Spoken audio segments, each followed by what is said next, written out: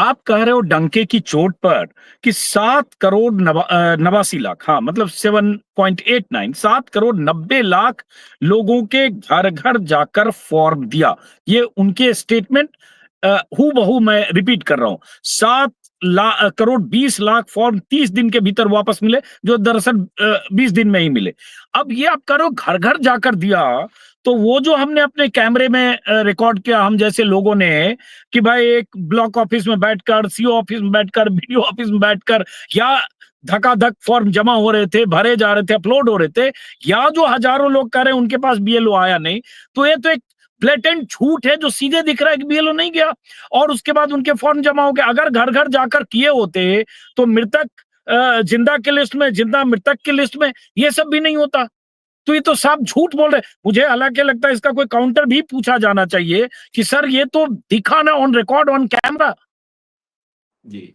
जो चुनाव आयोग ने कहानी बताई है वो कहानी ये है। उनका अपना डायलॉग है, 7 करोड़ मतदाता चुनाव आयोग के साथ खड़े हैं। खड़े, तो मतलब हाँ। तालियां वालियां पीटनी चाहिए, फिल्मों में उसमें सीटी बजती है इस तरह के हम्म, डायलॉग पे। हम्म, उसके बाद ये कहानी क्या है? कहानी ये है हम्म, कि साहब हमने ये प्रक्रिया शुरू की और सारे बीएलओ और बीएलए यानी कि पॉलिटिकल पार्टी के प्रतिनिधि सब लोगों ने मिलजुल कर काम शुरू किया और 16 से 20 जुलाई के बीच बिहार के प्रत्येक गांव में, अब सुनिए झूठ आप इसका, हम्म, बिहार के प्रत्येक, उससे पहले क्या हुआ था, उससे पहले बीएलओ ने काम करना शुरू किया, प्रत्येक घर में गए और जिस घर में कोई नहीं मिला वहां 3 बार गए, घर के अंदर जाके फॉर्म पहुंचाया गया, लोगों ने फॉर्म भरे, 7 करोड़ लोगों ने अपने 7 करोड़ से ज्यादा लोगों ने अपने फॉर्म भर दिए। चुनाव आयोग बहुत चिंतित था। चुनाव आयोग ने बिहार के प्रत्येक गांव में एक बैठक बुलाई। याद रखिए, बिहार में जो कोई भी सुन रहे हैं इस पर जवाब दीजिएगा, नीचे कमेंट सेक्शन में अपने जवाब दीजिएगा, आपके गांव में हुआ कि नहीं। चुनाव आयोग ने सारे देश के सामने कहा है कि बिहार के प्रत्येक गांव में बीएलओ ने एक बैठक बुलाई, जिस बैठक में उसने बीएलए यानी कि पॉलिटिकल पार्टी के तमाम प्रतिनिधियों को शामिल किया। उन दोनों लोगों ने मिलकर उस बैठक में यह सूची बनाई कि कौन मृत है, कौन स्थानांतरित है, कौन ये डुप्लीकेट है, कौन मिल नहीं रहा। उन सब ने उस सूची पर हस्ताक्षर किया और इसलिए यह सूचना तो पहले दिन से पूरे गांव को और पॉलिटिकल पार्टीज को थी ही थी। और इसके बाद यही नहीं, उसके बाद राजनीतिक दलों के जो जिला लेवल प्रतिनिधि थे उनको ये सूची दी गई, उन्होंने इस पर हस्ताक्षर करके और चुनाव आयोग को धन्यवाद देते हुए ये सूची ली। और पता नहीं इन दलों के बड़े नेता कहां से झूठ बोल रहे हैं कि हमारे पास सूची नहीं थी, झूठ बोल रहे हैं कि ये सूचना दी नहीं गई, झूठ बोल रहे हैं कि बीएलओ ने अपने मन से लोगों को मृत घोषित कर दिया। और ये सारा काम बड़े सुचारू तरीके से संपन्न हुआ, जैसा कि हमेशा बिहार में होता है। जुलाई का महीना बहुत सामान्य महीना है, जिसमें पहले भी 2003 में ऐसा काम हो चुका है। ठीक उसी तरह से इस बार हमने उसको संपन्न कर लिया, समय से पहले ही संपन्न कर लिया, सब कुछ सुचारू तरीके से। अब इसमें झूठ क्या क्या है? नंबर 1, बिहार के जैसा आपने दिखाया, हमने सर्वेक्षण किया था, उसमें पता लगा बिहार के कम से कम 1/4 लोग ऐसे थे जिनका फॉर्म जमा हो गया है, उन्होंने ना सिग्नेचर किए, ना उन्होंने, उनके पास फॉर्म पहुंचा, उन्हें कईयों को सूचना दे दी गई, टेंशन मत लो तुम्हारा फॉर्म भरा गया है। तो ये थे लोग जो चुनाव आयोग के साथ खड़े हैं, जिनको पता भी नहीं कि उनका फॉर्म भरा गया। उस 1/4 के अलावा ऐसे लोग थे जिन्हें चुनाव आयोग की तरफ से फॉर्म तो मिले, लेकिन फॉर्म भरने का उनके पास ना समय था ना कर सके, अंततः बीएलओ ने ही बैठ के फॉर्म भरे हैं।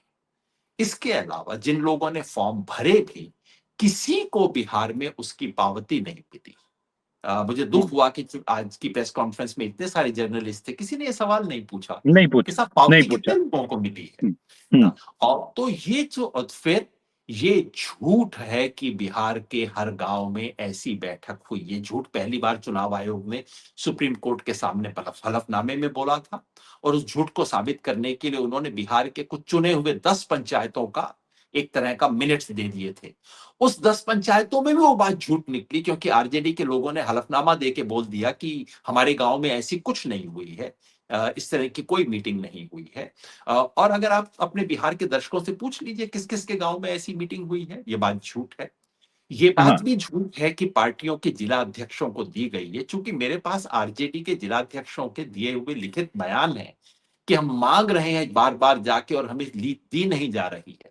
उनके बयान के आधार पर सुप्रीम कोर्ट में पिटीशन दायर की गई है कि कृपया ये सूचना दिलवाइए, और अब चुनाव आयोग कहता है कि नहीं, ये तो हमेशा ही आपके पास थी। माने एक तो होता है, देखिए और जब इतनी योगेन बड़ी जी जब कह एक्सरसाइज रहे हैं, में, जी हाँ सॉरी पूरी कीजिए बात। मतलब इतनी बड़ी एक्सरसाइज में कमियां रह जाती हैं। चुनाव आयोग अगर ये कहता कि हमने कोशिश की, मुश्किल था, हमसे कई कमियां रह गई, हम उसको ठीक करेंगे, हमें इसके बारे में थोड़ा शायद पहले कंसल्ट ज्यादा कर लेते तो हमें पता लग जाता कि क्या क्या चुनौतियां आने वाली हैं। लेकिन अभी भी स्थिति है, आप थोड़ा सहयोग कीजिए, हम अपनी गलतियां सुधार लेंगे, और कोई हमारी कमी बेशी रह जाए तो आप उसको सुधार दीजिए।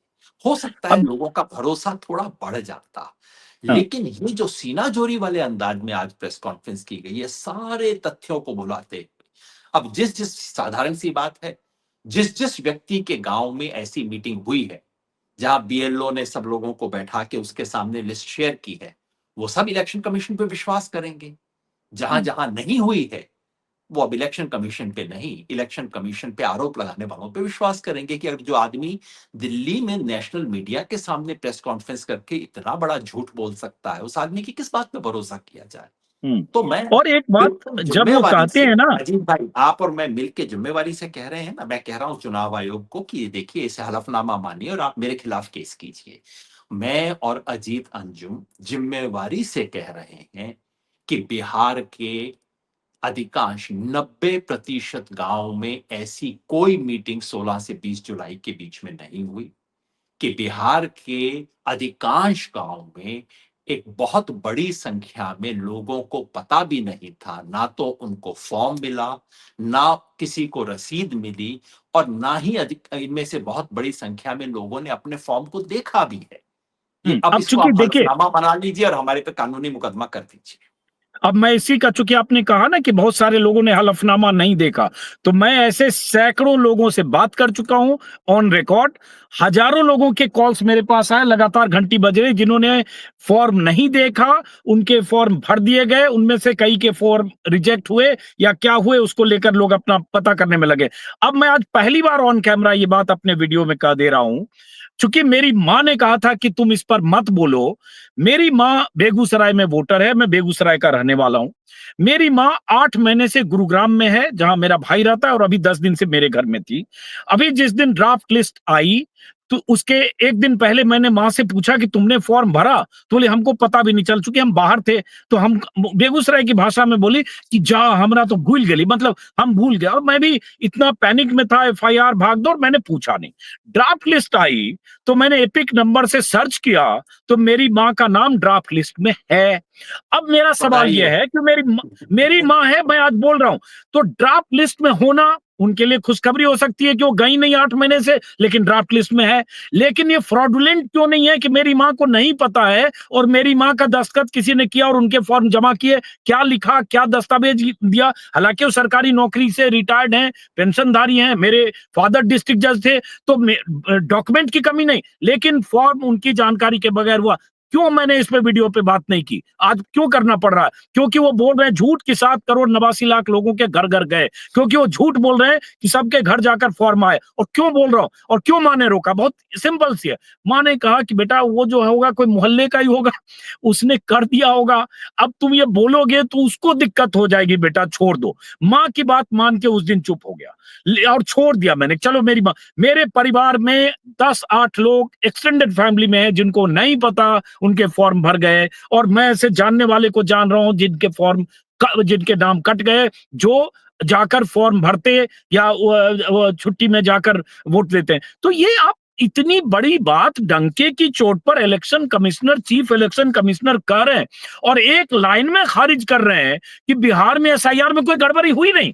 मतलब 15 दिन में जितने वोटर्स जो ऑन रिकॉर्ड हमें कह रहे हैं मेरा नाम कट गया, मेरे माँ बाप डेड है, उनका नाम है, मेरा नाम मेरे बच्चे का नाम कट गया, या मेरे पिता का नाम कट गया जिनका नाम 2003 की लिस्ट में है और मेरा है। अभी समस्तीपुर का वीडियो मैंने दिखाया सर, जिसमें 6 लोग कह रहे हैं कि मेरे पिता का नाम है और 2003 में तब भी कट गया। क्या वो मतदाता झूठ बोल रहे हैं? अगर इलेक्शन कमिश्नर बोल रहे हैं कि चट्टान की तरह बिहार के 7 करोड़ मतदाता खड़े हैं, वो वोटर कौन है जो बोल रहे हैं? एक और चीज इंटरेस्टिंग मैं चाहूंगा, ये पॉइंट आपकी तरफ से भी आना, कि उन्होंने कहा कि बहुत सारे लोग कहते हैं कि 0 नंबर में इतने लोग क्यों रहते हैं, तो उन्होंने कहा कि ये उन लोगों का अपमान है, गरीब लोगों का, जिनके मकान का जो भी है कोई नंबर नहीं है, गरीब लोग हैं, उनका अपमान है पंचायत में और यहाँ नंबर नहीं मिला। तो एक इलेक्ट्रॉनिक फॉर्म में कंप्यूटर पर जब डालते हैं, एक शब्द का इस्तेमाल किया तो अपने आप को 0 नंबर आ जाता है।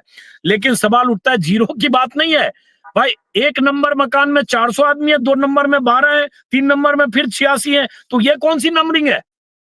तो 0 कहां हो गया कि कंप्यूटर अपने आप 0 जनरेट कर देता है और सम्मानजनक रूप से आप 0 नंबर दे देते हैं, जो उन्होंने कहा। हाँ, उन्होंने आपने सुना होगा ये हिस्सा अभी बातचीत का। जी, योगेन जी। बिल्कुल। पहली बात तो कि जो आपने माताजी का जिक्र किया, देखिए हाँ, हकीकत यही है बिहार में। लाखों शायद करोड़ों लोग इसलिए चुप हैं कि भाई ठीक है मैंने कुछ नहीं किया लेकिन नाम तो आ गया ना, हाँ। छोड़ो बाकी किसी ने मोहल्ले में कर दिया होगा, बीएलओ ने कर दिया होगा, उस बेचारे को अगर कुछ थैंक यू बोल फर्जीवाड़ा दो। भी हुआ तो मेरे हित में हो गया, मेरा नाम हो गया, मेरा कुछ भरना नहीं वही पड़ा। बोल हाँ, अभी वही रहे हैं जिनका फर्जीवाड़ा के कारण नाम कट गया। हाँ। जिसका फर्जीवाड़ा के कारण जुड़ गया वो बेचारा तो बोल हम्म, नहीं रहा है। हम्म, कैसे हम्म, बोलेगा? मैं खुद ही एविडेंस दूं अपना वोट कटवाने के लिए? हम्म, हम्म। ये दिक्कत है। इस देश के इतिहास का इतना बड़ा फर्जीवाड़ा हुआ है और फर्जीवाड़े के बाद चुनाव आयोग कहे कि कम समय था, हमने कोशिश की, हो सकता है कमी बेशी रह गई हो, हम जांच करवा लेते हैं, तो मैं समझ सकता हूं। गलतियां हम सब से होती हैं, बड़ी पोजीशन वालों से भी होती होंगी, लेकिन जो आंख में आंख डाल के बात करे, अपनी इस चोरी के बाद सीना जोरी वाले अंदाज में बात करे, फिर मुझे समझ नहीं आता उस इंसान की किस बात पे मैं आगे से भरोसा करूं। ये जो बात चोरी मैं करने सहमत के हूँ। बाद अपने जूते की तरफ देखता है, इधर उधर दाएं बाएं करता है, मुझे गुस्सा तो आता है, लेकिन मुझे लगता है कि इंसान में थोड़ी सी ईमानदारी बची है। चलिए हम्म। अपने जूते की तरफ तो देख रहा है क्योंकि इसे पता है कि मैं झूठ बोल रहा हूं इस वक्त। और भाई जो ठीक है, झूठ 8 करके सही सामने आपने कहा, बोलता उसको मैं आपकी बात को इंडोर्स कर दूं ताकि दर्शकों को लगे कि आप लोग खाली खामियां निकालते हैं, कि भाई 8 करोड़ वोटर तक 1 महीने में पहुंचना, एक-एक वोटर तक, ये एक बहुत बड़ा टास्क था। तो इसमें चूक रह सकती है, या लगातार भाई वहां भी एक सिस्टम है, मैनुअल मैन मेड मिस्टेक हो सकता है, बीएलओ है, तो ये आप मान लें तो एक सदाशयता होगी कि ठीक है इतने बड़े पैमाने पर हुआ, कुछ गलतियां होगी और हम उसको स्वीकार करते हैं और हम उसको करेक्ट करेंगे। लेकिन जब चट्टान की तरह खड़े हैं और एक-एक वोटर तक जा रहे हैं, कोई गलती नहीं है। तो अब दो सवाल और हैं, जो मैंने नहीं सुना, चूंकि मैं बीच में नेट भी आउट हुआ। अंकित गुप्ता ने बहुत अच्छा सवाल पूछा, एबीपी के रिपोर्टर ने, प्रंजय गोवा ठकुराता ने पूछा और दामिनी नाथ इंडियन एक्सप्रेस ने।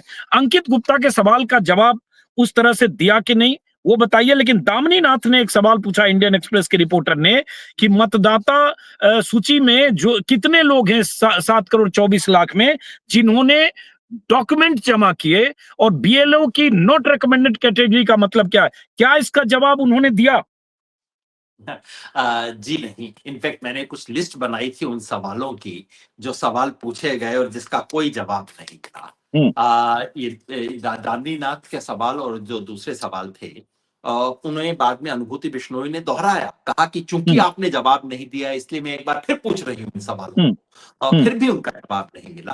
हम्म, जो सवाल जिनका सब जवाब नहीं मिला, नंबर 1, इस सवाल हम्म, का जवाब नहीं मिला कि भाई कितने वोटर ने आ, कोई भी डॉक्यूमेंट सबमिट नहीं किया। हम्म, उनका अगर गोलमोल जवाब आप सुनना चाहें तो उनका जवाब ये था कि हम नहीं जानते, ये तो डिसेंट्रलाइज लेवल पे काम हो रहा है और जब पूरी सूचना नीचे से ऊपर तक आएगी तभी हम आपको बता पाएंगे। ये बात मैं इसलिए झूठ बता रहा हूं क्योंकि इलेक्शन कमीशन की एक्सेल शीट के अंदर ये डेटा है, मैं जानता हूं। हम्म, हम्म, उनकी एक्सेल शीट के अंदर एक कॉलम है, उनके हम्म, पास डेटा अब नीचे से ऊपर नहीं आता है क्योंकि हर बीएलओ ने अपने डॉक्यूमेंट को एक ऐप में दिया है। इसलिए सबसे पहले वो डेटा सेंट्रल डेटा बैंक में जाता है, पहले ज्ञानेश कुमार जी को पता लगता है, उसके बाद बिहार के सीईओ को पता लगता है, उसके बाद दरभंगा के डीएम को पता लगता है, उसके बाद नीचे सूचना जाती है। तो ये कहना सरासर झूठ है कि ये सूचना नीचे से ऊपर तक आएगी, पहली बात। दूसरा, एक पत्रकार ने पूछा कि जी पिछले इस 24 पूरे 1 महीने की अवधि में कितने वोट जोड़े गए? कटे तो 65 लाख, जुड़े कितने? हाँ, गौरव कोई ने पूछा, जवाब। टाइम्स नाउ ने। हाँ जी, कोई मैं सबको पहचानता नहीं हूँ, सब साथियों को हाँ, भी एक शायद पीयूष विनम्र। पांडे या किसी ने, प्रशांत देव ने पूछा था। हाँ, प्रशांत ये देव ने सवाल पूछा था जी।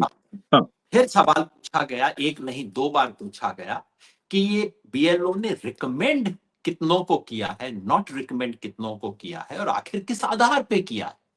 2 बार सवाल पूछा, और क्योंकि 5-5 सवालों को जोड़ के जवाब दे रहे थे, दोनों बार उनके मुंह से ये शब्द भी नहीं निकला। और उसका एक बहुत इंपॉर्टेंट कारण, जितना ज्यादा मैं बीसी से सुनता जा रहा हूं, उतना मेरा अब संदेह पुष्ट होता जा रहा है कि इस नॉट रिकमेंडेड में कुछ बहुत गहरा खेल है। एक हम्म शब्द इससे पहले ईसी 92 पेज का जवाब दे चुका है, और उस हम्म जवाब में भी उसने इस सवाल पे शब्द भी नहीं बोला। इस सवाल पे एक शब्द भी नहीं बोलना चाहता। क्यों नहीं बोलना चाहता? गहरी चीज हम्म है। तीसरा हम्म सवाल ये पूछा गया कि अरुणाचल प्रदेश में और महाराष्ट्र, क्योंकि उन्होंने कहा, उनसे पूछा गया आपने इतनी हड़बड़ी में बिहार में चुनाव से पहले क्यों किया? हाँ, उन्होंने प्रंजय बड़ा कुमार सुंदर ठकुराता ने डायलॉग पूछा, देते हुए कहा, कितनी जल्दी क्यों थी, बाढ़ था, ये उन्होंने था, आप डायलॉग हड़बड़ी में देते क्यों हुए थे? कहा, हाँ जी, हाँ। उन्होंने डायलॉग देते हुए कहा, बताइए चुनाव से पहले करना चाहिए कि चुनाव से हम्म बाद, आप ही बताइए। हम्म अनुभूति बिश्नोई ने बाद में उनसे बड़ा पॉइंटेड क्वेश्चन पूछा कि चुनाव आयोग की परिपाटी और गाइडलाइन है जो कहती है कि कोई भी इंटेंसिव रिवीजन उस साल में नहीं किया जाना चाहिए जिस साल में चुनाव हो। उन्होंने एक उदाहरण बताया कि 2005 में महाराष्ट्र, पूरे देश में इंटेंसिव रिवीजन हो रहा था, लेकिन चुनाव आयोग ने लिख के कहा कि हम महाराष्ट्र और अरुणाचल में नहीं करेंगे क्योंकि वहां पे इस साल चुनाव होने वाले हैं। तो ये क्यों हुआ? इस बार ऐसा क्यों किया गया? कोई जवाब नहीं। उन्होंने इसका एंगेज ही नहीं किया इस सवाल से। सवाल ये भी पूछा गया कि आप कह रहे हैं कि पिछले चुनावी लिस्ट में इतनी गड़बड़ियां थी, तो क्या इसका हम्म मतलब पिछला चुनाव दोषपूर्ण था? क्या इसका मतलब है कि पिछले चुनाव में जो हुआ फ्रॉड हुआ था, प्रधानमंत्री गलत चुनाव में जीत के आए? कोई हम्म जवाब नहीं इस बात का। पूछा गया कि क्या ये बैकडोर से एनआरसी हो रही है? कोई जवाब नहीं इस सवाल का। पूछा गया कि आंकड़े आए हैं कि चुनाव आयोग में जनता का ट्रस्ट गिरता जा रहा है। कोई जवाब नहीं इस बात का, सिर्फ शेरो शायरी और डायलॉग बाजी। पूछा गया कि बीजेडी और समाजवादी पार्टी जो आप राहुल गांधी से मांग रहे हैं, वो तो ये लोग दे चुके हैं, और दे के महीनों से बैठे हुए हैं, आपने क्या किया? उन्होंने कहा कि नहीं, कैसा कोई हलफनामा नहीं दिया गया है, और दूसरा ये कि सही चीजों का जवाब दिया जाएगा, बाकी चीजों का जवाब हम्म नहीं दिया जाएगा। दिक्कत ये है इस हम्म सारी चीज में, एक एक बात कह के, कि हम्म ये हमारा चुनाव आयोग अब ना पाकिस्तान और बांग्लादेश के रास्ते पे चल रहा है। इसमें एक चीज और एग्जैक्टली हुई, इसी योगेश जी। तरह की चीजों हाँ। से पाकिस्तान और बांग्लादेश में ध्वस्त हो गई थी वो संस्था। जिस तरह का इनका तौर तरीका है, जिस तरह से इनका बोलने का तरीका है, इनका रवैया है, ये बिल्कुल जो इस जिन दुनिया में जिस जिस देश में चुनाव आयोग भ्रष्ट हो गए हैं और पूरी चुनावी लोकतांत्रिक व्यवस्था में से जनता का विश्वास उठ गया है, वहां एग्जैक्टली इसी तरह के एम्पायर हुआ करते थे।